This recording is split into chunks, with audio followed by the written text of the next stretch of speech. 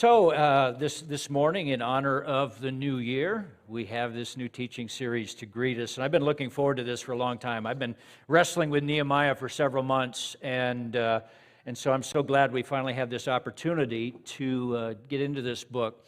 So we're calling it, as Andrew said, How to Build a Life. And Nehemiah is one of my all-time favorite Bible heroes, but he's truly an unsung hero. Nobody writes songs about Nehemiah.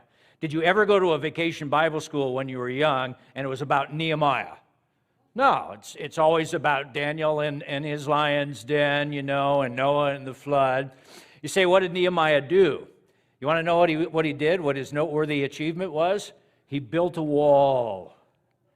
See, so Nehemiah and the wall just doesn't have the same ring to it as Noah and the flood. But as we get to know Nehemiah, you're going to be blown away by this guy. If it wasn't for Nehemiah, then Israel would have remained to this day a third-rate nation on par with Haiti or Somalia, instead of the jewel of a nation that it is today. It's because of Nehemiah coming along and almost single-handedly hoisting up Israel, putting it on his shoulders, and carrying them to the future that God wanted for them. It was Nehemiah that did that. If it wasn't for him, God's people had been sitting around in dejection and rubble for a century. And if it wasn't for him, it would have remained that way. And so God used Nehemiah to rebuild in his people a sense of pride and prominence. And it was because of him, and it took a few more centuries for this to happen, but it was because of Nehemiah that the path was paved a few centuries later for the Lord Jesus to come.